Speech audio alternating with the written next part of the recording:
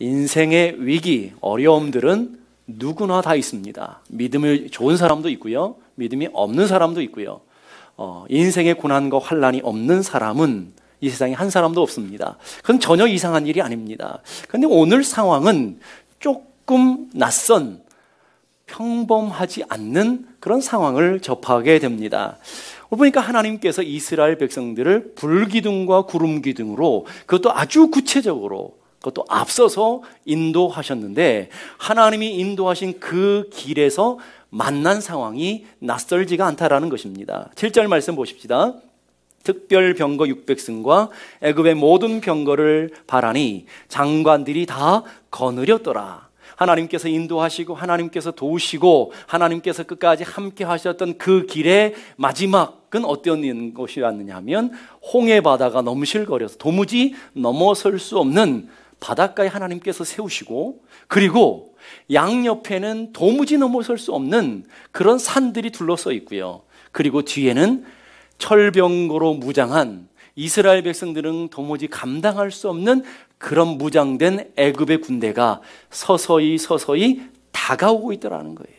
오늘 10절 말씀을 보니까 바로가 가까울 때 점점점 애굽 백성들이, 이 무장된 군사들이 이스라엘 백성으로 더 가까이 나오면서 이스라엘 백성들의 목줄을 조여가고 있는 상황이다라는 것입니다.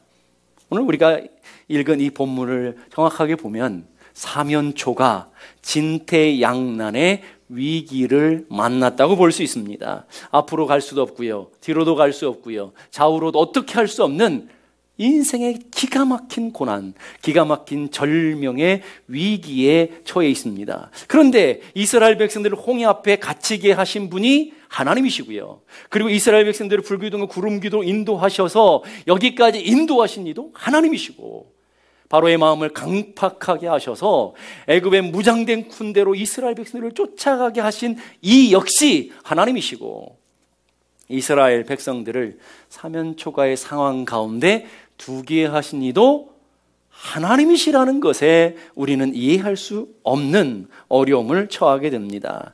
하나님은 선하신 분이시고, 하나님 이스라엘 백성들을 구원하셨고, 이스라엘 백성들을 사랑하신 하나님께서 왜 이스라엘 사랑하는 백성들을 그런 인생의 기가 막힌 위기 속에 넣게 하시느냐 하는 거예요.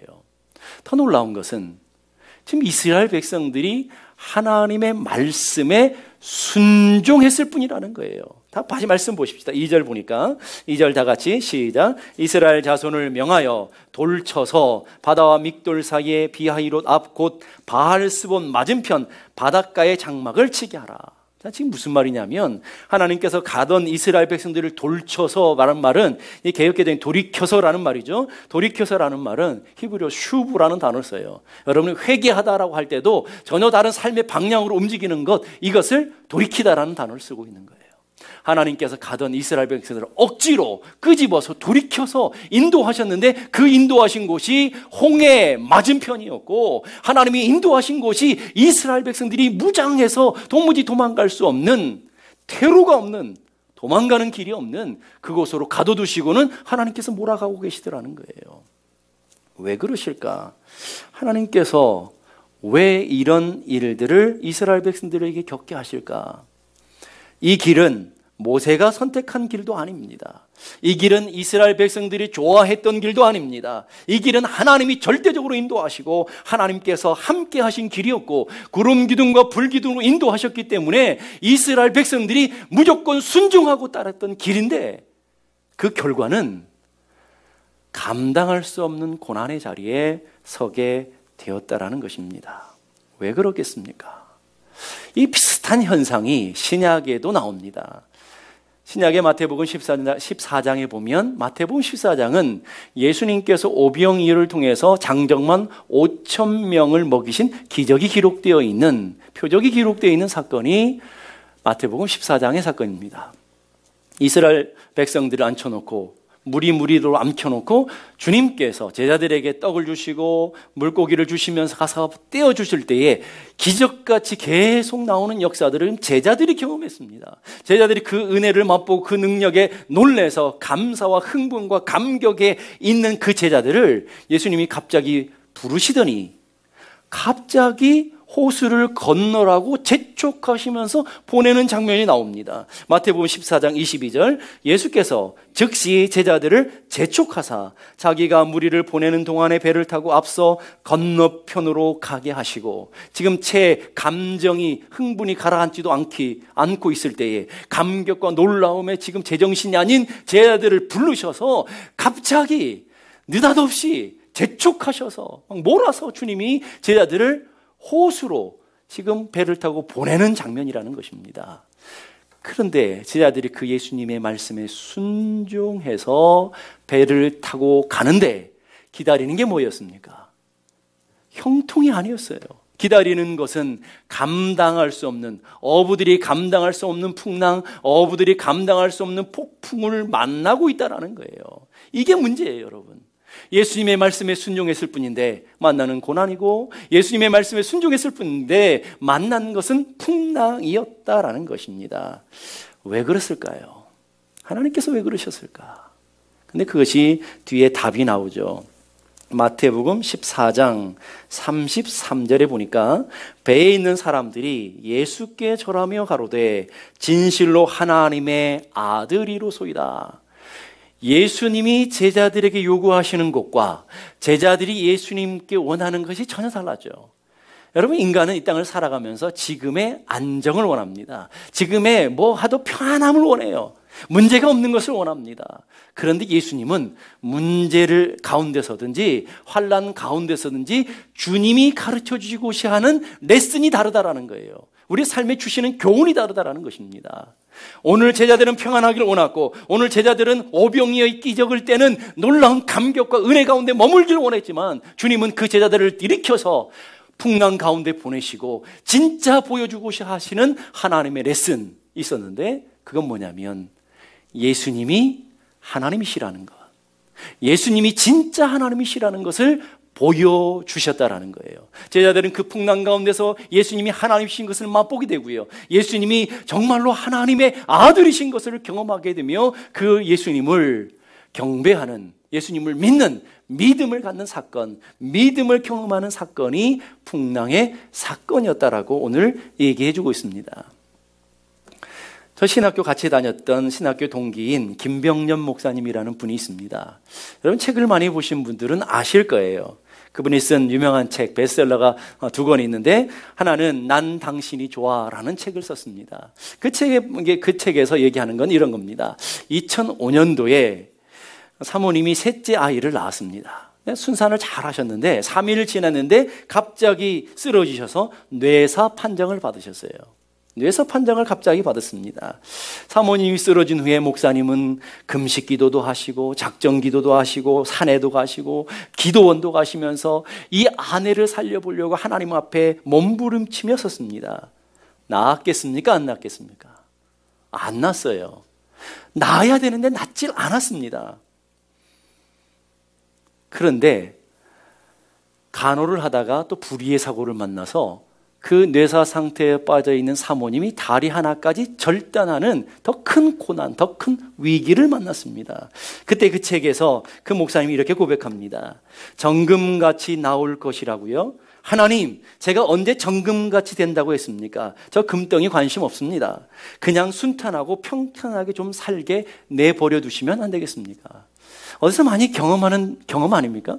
오늘 우리들의 인생 가운데 고난을 만나면, 하나님, 내가 언제 정금 같은 믿음 원합니까? 언제 내가 잘 사는 거 원합니까? 그냥 평안하기를 원합니다. 내가 이 땅에서 그냥 안정된 삶을 살기 원합니다. 이게 우리들의 갈망 아니겠습니까? 목사님도 그랬다라는 거예요. 또 목사님이 이렇게 얘기합니다. 하나님, 뭐가 그렇게 바쁘십니까? 우리 집에 오실 형편이 그렇게 안 되십니까? 제가 언제 1년 내내 우리 집에 머물러 계시라고 합니까? 한 달을 머물라고 합니까? 하루 종일 우리 집에 계시라고 합니까? 그냥 한순간만이면 됩니다. 한순간만 다녀가시면 제 아내는 일어납니다. 근데 그렇게도 그게 어려우십니까? 얼마나 답답하면 목사님이 하나님 앞에 탄식하며 절망하며 이렇게 부르짖겠습니까? 하나님, 도대체 왜 나를 버려두신 겁니까? 지금까지도 하나님 응답하셨던 하나님, 도우시고 여기까지 인도하셨던 하나님은 어디에 숨어 계신 것입니까? 하나님, 도대체 왜 나에게 왜 그러신 겁니까? 아니 그 목사님 간증 세미나를 들어보면 그래요. 하나님 왜 나에게 그러시는 겁니까? 왜 나를 괴롭히시는 겁니까? 그렇게 따진 적이 많다고 합니다. 오늘 모양은 다르지만 오늘 여러분의 인생 가운데 그런 경험들이 있을 줄 압니다. 나는 믿음대로 살아보려고 하는데 왜 내 인생은 고난이 끊임없을까? 나는 기도하며 하나님의 말씀대로 살아보려고 하는데 왜 내 인생은 이렇게 엄청난 풍랑을 만나고 고난을 만나는가? 나는 하나님 앞에 순종하며 가는데 왜 이런 어려움들이 우리 앞에 있는가? 믿으면 만사형통해야 되는데 왜 내 인생은 그런 고난이 있느냐 하는 거예요. 왜 인생의 위기 앞에서 하나님이 인도하시는 인생의 위기 앞에서 우리 이런 어려움들을 만나야 합니까? 그 이유가 무엇입니까? 오늘 4절 말씀 보니까 나를 여호와인 줄 알게 하리라. 이게 하나님이 오늘 인간을 향한 최고의 관심이시라는 거예요. 너희들이 내가 누군지를 알기 원한다. 여호와 하나님, 너희들이 믿는 하나님이 어떤 하나님이신 것을 알기를 원한다. 이게 하나님의 간절한 소망이라는 것입니다. 오늘 우리 관심은 어떻습니까? 우리는 이 땅에서 우리의 인생의 초점은 이 땅에서 평안하길 원하고 이 땅에서 행복하길 원하고 이 땅에서 우리는 성공하기에 거기에 관심이 다 있습니다. 이 땅에 관심이 있습니다. 그런데 하나님의 관심은 너희들이 나를 알길 원한다. 너희들이 섬기는 하나님이 어떤 분이신지 알기 원한다. 너희들이 섬기는 그 하나님을 알므로 그 믿음의 삶으로 나와 너희들이 그 믿음을 통해 영원한 삶을 얻기를 원한다. 영원한 은혜가 무엇인지를 알기를 원하시는 하나님을 보게 됩니다. 그래서 호세아는 우리에게 끊임없이 이렇게 말합니다. 너희는 여호와를 알라. 여호와를 알라. 여호와를 힘써 알라. 여호와를 알아가는 것, 이게 하나님께서 오늘 우리들을 향한 간절한 소망이시다라는 것들을 여러분이 기대해야 될 줄로 믿습니다. 그래서 그 김병년 목사님 두 번째 쓴 책에 보게 되면 이런 내용이 있습니다. 바람이 불어왔다. 그리고 그 바람 때문에 중심이 이동됐다. 나에게서 하나님께로. 사람에게 부는 바람으로 모든 인생이 흔들리기 마련이지만 결국에는 그분 안에 더 깊이 뿌리를 내린다. 아내가 회복되지 않을지라도 내 기도를 들어주지 않으실지라도 하나님은 여전히 전능하신 하나님이다. 그럼에도 불구하고 하나님은 여전히 전능하신 하나님이셨다. 우리의 관심은 우리의 기도가 응답되어지고 우리의 질병이 치료되기를 원하고 우리의 인생의 문제를 해결받기를 원하지만 오늘 그 만난 그 목사님 만난 어떤 하나님이셨어요. 내 인생의 문제를 해결해 주시지 않았지만 내 아픔을 그대로 놔두시게 하셨지만 그러나 그보다 더 큰 하나님, 내 기준, 내 생각, 내 판단으로 도무지 알 수 없는 일을 행하시는 하나님, 그 하나님을 만났다라는 것입니다. 그 하나님을 만나고 나니까 그 하나님의 은혜를 보고 나니까 지금 내 뜻대로 이루어지지 않고 내 인생의 문제가 여전히 있고 내 사랑하는 아내의 고통이 여전히 있지만 그러나 그 너머에서 역사하시는 하나님, 그보다 우리가 감당할 수 없는 은혜로 이끌어 가시는 하나님을 만나며 그 하나님을 통해서 그 하나님을 향해 그 하나님은 그럼에도 불구하고 여전히 전능하신 하나님이셨다. 여전히 전능하신 하나님. 오늘 여러분에게 하나님은 어떤 분이십니까? 여러분이 하나님 앞에 나갔을 때 우리는 이 문제를 끌어안고 이 아픔을 끌어안고 하나님 이 문제 해결해 주십시오. 이 아픔 해결해 주십시오. 우리는 그렇게 주님 앞에 부르짖지만 우리 인생 가운데 응답되지 않는 과제로 남은 인생의 문제들이 얼마나 많습니까? 그런데 그 하나님이 인생의 문제 해결하지 않았다고 여러분의 인생의 하나님이 아니지는 않느냐 하는 것입니다. 어떻게 고난 속에서 이런 고백이 나올까요? 응답하시는 하나님, 고치시는 하나님은 아니지만 또 다른 삶의 일을 이끌어 가신 하나님, 우리가 깨달을 수 없는 일들을 이루어 가시는 그 전능하신 하나님을 맛보았기 때문에 하나님은 그럼에도 불구하고 여전히 나에게 전능하신 하나님이다 고백할 수 있는 줄로 믿습니다.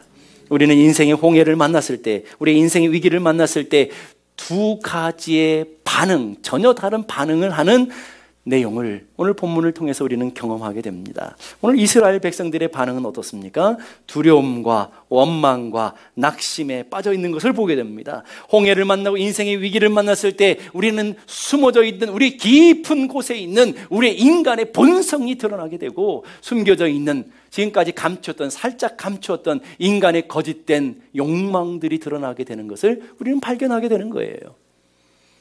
믿음 있는 것 같은데, 하나님의 은혜로 따라 살아가는 것 같고 순종하는 것 같은데, 그러나 우리 심령 깊은 곳에 하나님의 영적인 은혜로, 하나님의 은혜로 채워지지 않고 바꿔지지 않는 우리들의 속사람, 우리들의 거짓된 욕망, 우리들의 거짓된 숨어있는 죄성을 오늘 이스라엘 백성들을 통해서 발견하게 된다는 거예요. 10절 보십시다. 바로가 가까울 때에 이스라엘 자손이 눈을 들어 본즉 애굽 사람들이 자기 뒤에 미친지라. 이스라엘 자손이 심히 두려워하여 여호와께 부르짖고, 이 여호와께 부르짖고라는 것은 하나님 앞에 기도했다는 부르짖음이 아니었어요. 하나님 원망하고 탄식하는 부르짖음. 첫 번째 반응 두려움, 두 번째 반응 원망, 탄식. 이게 오늘 우리들의 숨겨져 있는 본성이라는 거예요. 오늘 우리는 안 그러냐는 거예요. 우리는 믿음으로 기도하는 것 같고 하나님 앞에 믿음으로 사는 것 같지만, 우리들 속에 잠깐 숨겨져 있는 그 믿음이라는 것들로, 우리들의 순종이라는 것들로, 우리들의 믿음의 모양으로 잠깐 숨겨져 있는 것들이 인생의 위기를 만나고 내가 감당할 수 없는 고난을 만나면 폭발을 해서 나오는 그 두려움, 그 불신앙, 그 염려와 그 원망, 우리 안에 숨겨져 있지 않느냐는 거예요. 두려움을 가진 사람의 반응 12절 보십시다. 우리가 애굽에서 당신에게 이른 말이 이것이 아니냐, 이르기를 우리를 내버려 두라, 우리가 애굽 사람을 섬길 것이라 하지 아니하더냐. 애굽 사람을 섬기는 것이 광야에서 죽는 것보다 더 낫더라. 오늘 우리들의 고백이잖아요. 인생 고난을 오면 하나님, 내가 언제 하나님 믿는다고 그랬습니까? 내가 언제 구원 받는다고 그랬습니까? 내가 언제 천국 간다고 그랬습니까? 하나님, 나 그냥 이 땅에서 평안하면 됩니다. 이 땅에서 하나님 몰라도 잘 먹고 잘 살다가 가면 좋습니다. 오늘 이스라엘 백성들이 그렇게 부르짖는 거예요. 하나님, 내가 언제 우리를 애굽에서 구원해달라고 그랬습니까? 언제 우리를 건져달라고 우리를 요구한 적이 있습니까? 그렇게 부르짖어 놓고도 언제 우리가 그랬냐는 거죠. 그 구원의 감격, 그 하나님의 주시는 애굽에서 나올 때 그 감격, 그 은혜는 어디론가 사라져버리고 원망과 불평만 남는 이스라엘 백성들의 모습, 이게 오늘 우리들의 모습은 아닙니까? 오늘 여러분, 아이들을 키우다 보면, 아이들이 어릴 때는 아이들이 언제나 현실적이잖아요. 지금 당장 배고픈 거, 지금 당장 아픈 거, 지금 당장 고통스러운 거, 지금 당장 필요한 것에 목말라서 울고 풀고 따지고 원망하고, 이게 어린아이들의 모습이에요. 장성하면서 우리는 아파도 참고요, 힘들어도 견뎌내고요, 어려워도 버티고요. 이게 믿음의 어른 아니겠습니까?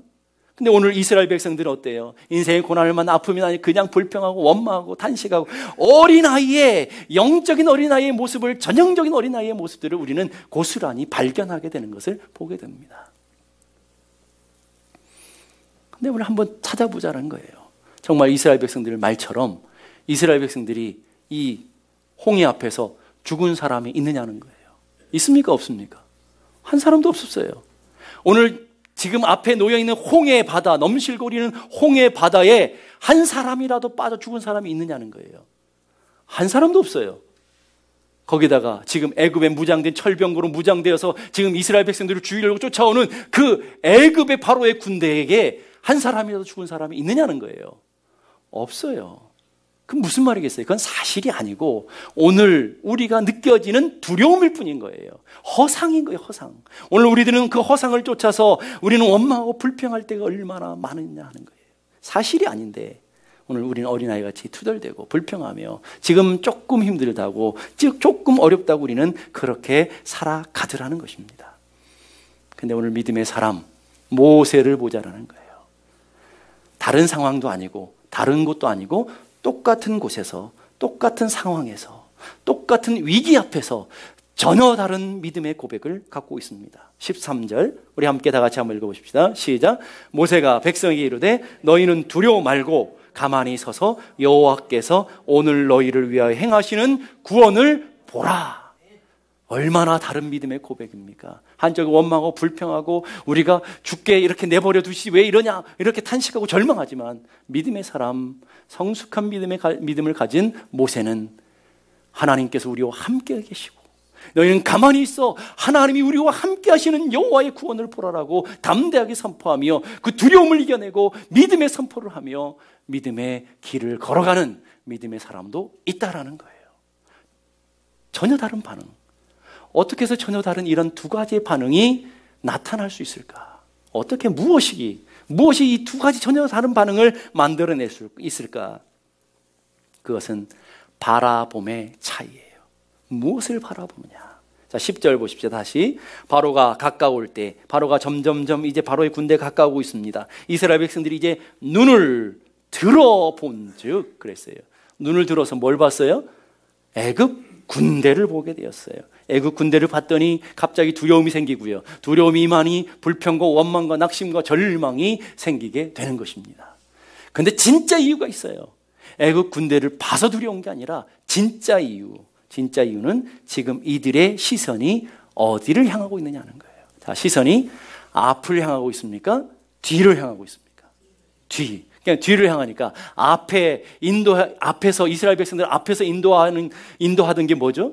불기둥과 구름기둥. 불기둥과 구름기둥을 바라봤던 눈이 이젠 돌이켜서 뭘 보고 있다고요? 애굽 군대를 바라보고 있다는 거예요. 그게 결정적인 이유라는 거예요. 하나님을 바라봐야 될 하나님의 백성들이 바로의 군대에 사로잡혀 있다는 거예요. 여러분의 시각이. 자, 출애굽기 13장 22절 다 같이 읽겠습니다. 시작. 낮에는 구름기둥, 밤에는 불기둥이 백성 앞에서 떠나지 아니하니라. 자, 백성 앞에서 불기둥과 구름기둥이 사라진 게 아니에요. 지금 여전히 하나님의 기둥이 머물고 있고요. 여전히 하나님께서 함께하고 계시고요. 여전히 하나님께서 이스라엘 백성들을 보호하고 계시고요. 여전히 하나님께서 이스라엘 백성들을 지키시고 계세요. 그 이스라엘 백성들이 하나님을 바라볼 때는 두려움이 없었는데 그 인생의 방향을 돌이켰더니 바로 군대가 보이고 하나님을 등졌더니 두려움이 생기게 되더라는 것입니다. 문제의 원인은 거기 있습니다. 하나님을 바라보던 눈이 하나님을 향하던 인생의 길이 바뀌었기 때문에 그런 거예요. 아주 쉽게 예를 들면 여러분 낮에 태양 밑에 가보면 여러분들이 태양을 향할 때에 그림자는 어디가 있어요? 잘 모르시겠어요? 자, 여러분들이 태양을 향하고 있어요. 그림자는 뒤에 가 있죠. 태양을 등지고 있으면 그림자는 앞에 가 있죠. 영적인 원리 똑같아요. 오늘 여러분의 인생에 하나님을 향하고 있으면 여러분의 인생의 문제가 다 뒤로 와 있어요. 왜요? 그분이 보이고 그분이 신뢰가 되고 그분이 해결하실 것을 믿기 때문에 내가 해결하려고 몸부림치지 않고 그것을 내가 헤쳐나가려고 하지 않아요. 하나님께 맡기고 의지하며 담대한 믿음을 가지고 담대한 은혜를 가지고 앞을 향해 가는 믿음의 사람들이 되어져요. 근데 여러분의 삶이 믿음이 하나님을 등짓을 때 그 문제가 다 어디 와 있어요? 내 앞에 와 있어요. 그 누가 해결해야 돼요? 내가 그것을 해쳐야 되고 내가 그것을 해결하려고 하고 그 문제와 씨름하고 그 문제와 아프고 그 문제 때문에 낙심하고 절망하며 내가 인생을 그렇게 살아가는 거예요. 혹시 그런 분 안 계십니까, 여러분? 여러분의 인생의 문제를 다 해결할 수도 없으면서 홍해를 이스라엘 백성들이 해결할 수 있어요, 없어요? 없어요.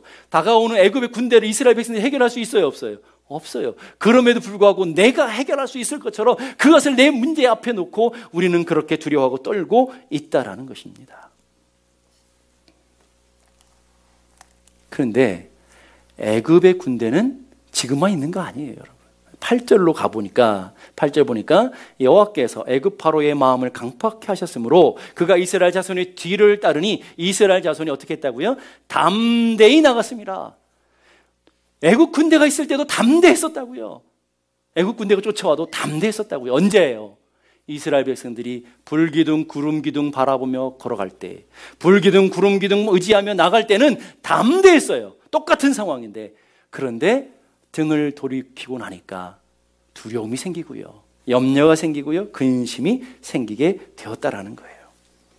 가장 큰 문제는 문제가 아니라 문제의 눈이 멀어 있는 이스라엘 백성들의 눈이 문제라는 것을 우리는 찾아낼 수 있습니다. 한번 보십시다. 13절. 그래서 모세 고백, 여호와께서 오늘 너희를 위하여 행하시는 구원을 어떻게 하라고요? 보라. 이제 구원을 보라. 이 보라라는 히브리어는 라라는 단어를 쓰는데 이 단어는 주목하다, 우리의 생각과 마음을 고정하다라는 뜻이에요. 그 말은 오늘 모세가 하나님께서 모세를 통해서 이스라엘 백성들에게 권고하시는 말씀이 뭐냐면 너희들의 눈을 고정해라. 너희들의 마음을 고정해라. 너희들의 생각을 고정해라. 누구께로요?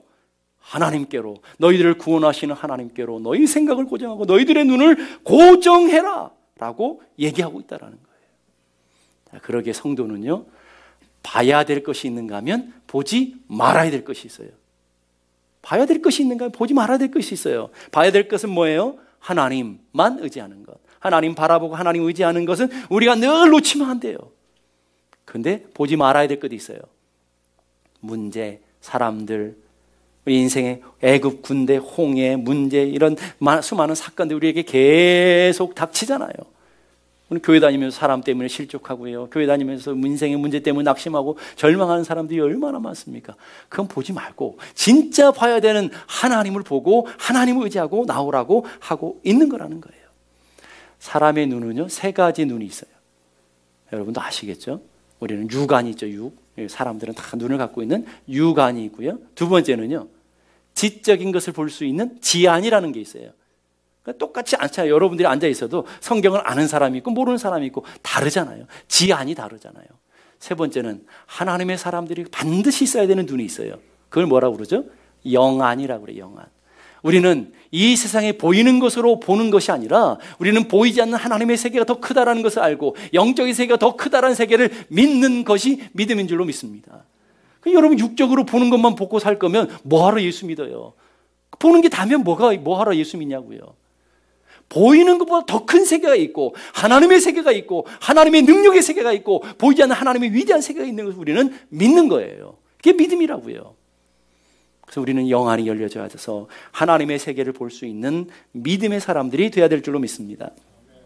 찰스 스탠리 목사님 여러분 아실 거예요. 아틀란타에 계시는 목사님이니까. 찰스 스탠리 목사님이 이런 얘기를 했어요. 하나님을 신뢰한다는 것이 도대체 무엇이냐? 하나님을 믿는다는 게 도대체 무엇이냐? 그 믿음의 정의를 이렇게 했어요. 우리가 볼 수 있는 것을 넘어서 하나님이 보시는 것을 바라보는 것이다. 기가 막힌 표현이에요. 우리가 볼 수 있는 육의 눈으로 볼 수 있는 것을 넘어서서 보이지 않는 세계를 보는 것, 보이지 않는 하나님의 은혜를 인도를 받는 것, 이게 믿음이라는 거예요, 여러분. 그래서 믿음은 바라는 것들의 실상이요 보이지 않는 것들의 증거니라. 믿음이라는 게 그런 거라는 거예요. 여러분 육적인 세계만 따라가는 사람들, 육적인 세계만 보는 사람들이 어떻게 믿음을 가져요? 믿음을 못 갖는 거예요, 여러분. 그런 일이 아주 재미난 이야기가 열왕기상 6장에 기록되어 있어요. 열왕기상 6장은 아람 군대가 엘리사가 머물고 있는 도단이라는 곳에 와서 다 포위했어요. 밤새도록 다 포위했어요. 엘리사의 종이 눈을 떠서 밖을 보니까 아람 군대가 온 성을 다 포위하고 있는 거예요. 그래서 너무너무 놀래가지고 기가 막혀가지고 이 혼비백산에서 이제 선지자에게 다가가서 막 이제 지금 큰일 났습니다. 우리는 죽었습니다. 이제 어떻게 합니까? 이렇게 고백해. 아, 내 주여, 우리가 어찌 하겠습니까? 우리가 어떻게 해야 됩니까? 발 동동 거리는 엘리사의 종의 모습을 봐요. 근데 엘리사는 굉장히 느긋해요. 굉장히 평안해요. 똑같은 상황인데, 똑같은 상황에 있는데 너무너무 평안해요. 그러면서 이렇게 말해요. 두려워 말라. 우리와 함께하는 자가 저와 함께하는 자보다 더 많으니라. 우리와 함께하는 자가 저와 함께하는 자보다 우리가 훨씬 더 많다. 더 강하다. 그런데 그거 종이 볼 수 있어요, 없어요? 못 봐요. 못 보니까 막 두려워서 우리가 어떻게 합니까? 막 그래요. 그때 엘리사가 이 종을 위해서 기도하죠. 여호와여, 원컨대 저의 눈을 열어서 보게 하옵소서. 여호와여, 원컨대 저 영안이 눈이 어두워져 있는 내 종을 눈을 열어서 보게 해 주시옵소서. 눈을 열어 주시옵소서. 제가 여러분들을 위해서 그렇게 간절히 축복합니다.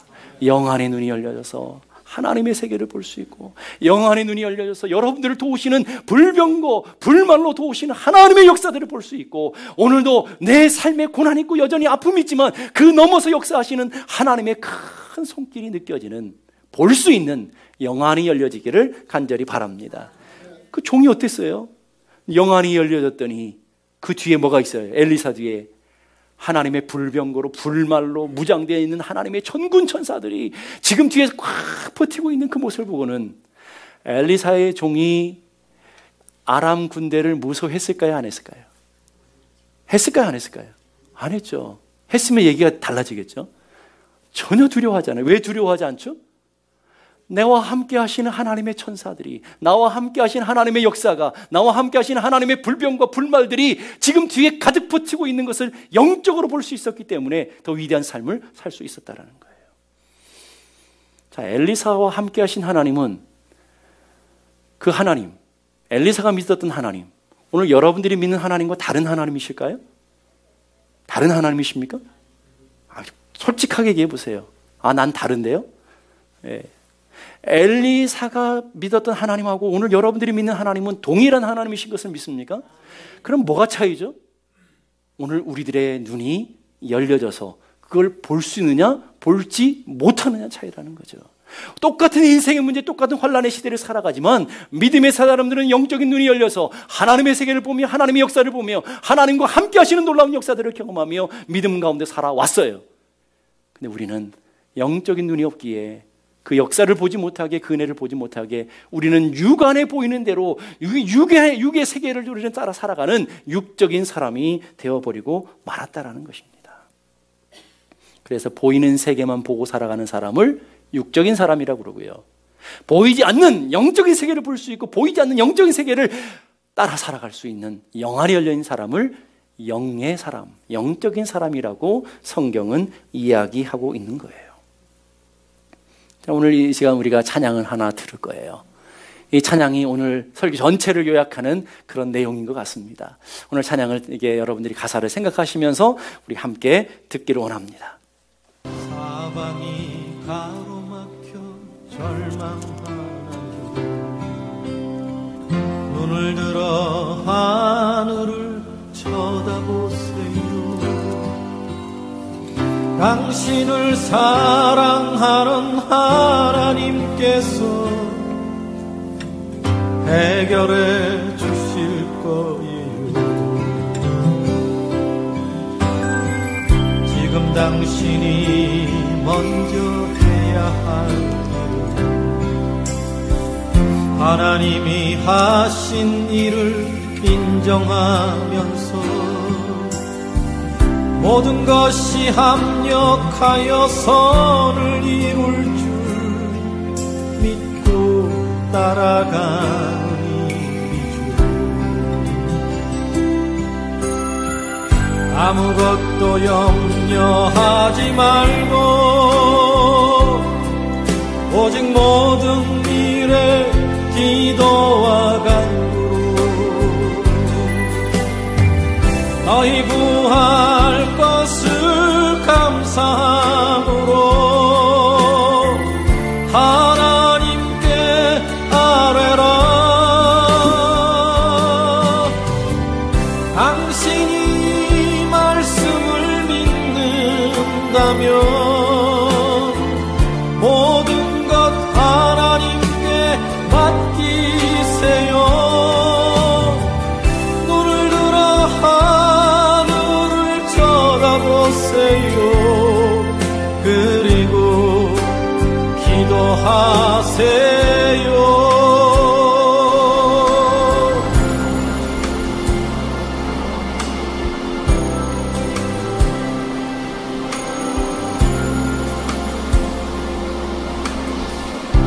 끝없는 고난으로 울고 있나요?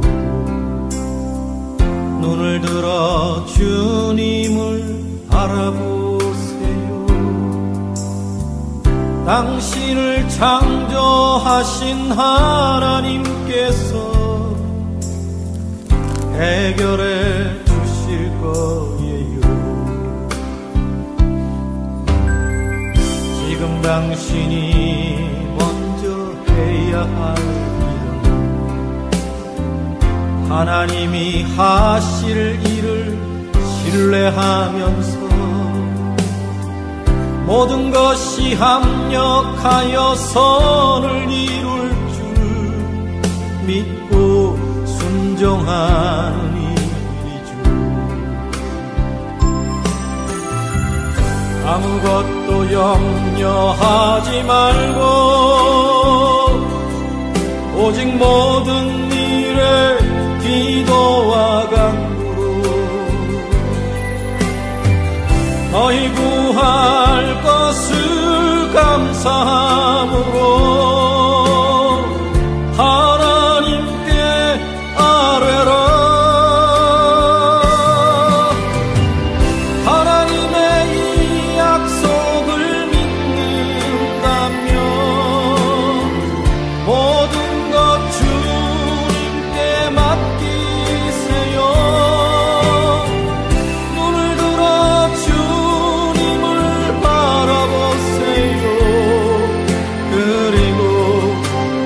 감사하세요. 하나님의 이 약속을 믿는다면 모든 것 주님께 맡기세요. 눈을 들어 주님을 바라보세요. 그리고 찬양하세요.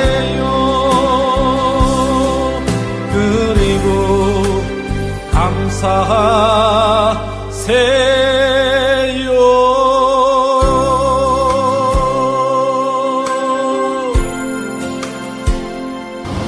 아멘입니까? 우리 인생을 살아가는 동안 위기가 없는 사람은 없습니다. 인생에 고난이 없는 사람도 없습니다. 하나님께서 여러분들이 하나님 믿으면 고난을 없게 하겠다, 고난 문제를 다 해결해 주겠다 약속하신 적도 없습니다. 오늘 우리들이 하나님을 믿는 믿음의 사람들이 다름이 있다면 그 고난 현장들은 하나님을 만나는 감격의 시간이고 하나님의 역사를 맛보는 시간일 뿐입니다. 우리는 살아계신 하나님을 만나게 되고 인생의 고난을 통해서 하나님의 역사들을 경험하게 되고 그것이 오늘 이스라엘 백성들처럼 제자들처럼 하나님이 하나님 되심을 경험하게 되는 놀라운 사건이 되게 될 것이고 오늘 여러분들이 그래서 믿음이 가지게 되고 믿음의 사람으로 되어져 가게 될 것입니다. 그렇기 때문에 믿음의 사람들은 세상의 사람들과 다르다라는 것입니다. 뭐가시 다를까요? 바라봄이 다르다는 거예요. 신앙이라는 말은 믿을 신자에 바라볼 앙자예요. 믿고 바라보는 것, 믿고 바라보는 것이 다른 사람들, 이게 바로 신앙인이라는 것입니다. 오늘 여러분들이 믿고 여러분이 바라보는 것이 무엇입니까? 물질입니까? 그러면 여러분은 그 물질을 하나님으로 섬기고 사는 사람들이 될 것입니다. 어떤 상황, 어떤 처지에서도 여러분이 믿고 바라보는 분이 하나님이시라면 여러분은 분명 하나님을 믿는 분들이 될 것입니다. 오늘 13절에 이렇게 말합니다. 너희는 두려워 말고 가만히 서서 여호와께서 오늘날 너희를 위하여 행하시는 구원을 보라. 바로를 보지 말고 애굽의 무장된 군대를 보지 말고 앞에 있는 홍해를 보지 말고 여호와의 구원을 보라. 하나님의 구원을 보라라고 우리에게 담대하게 말씀하고 있습니다. 오늘 여러분에 있는 질병 보지 말고 여러분 인생의 고통 바라보지 말고 인생의 문제 바라보지 말고 여러분의 영적인 시각을 하나님께 고정하라. 하나님 앞에 여러분의 믿음을 고정해라 라고 주님께서 요구하고 계시더라는 거예요. 이사야서 12장 2절 보니까 보라 하나님은 나의 구원이시라. 보라 하나님은 누구의 구원이시라고요?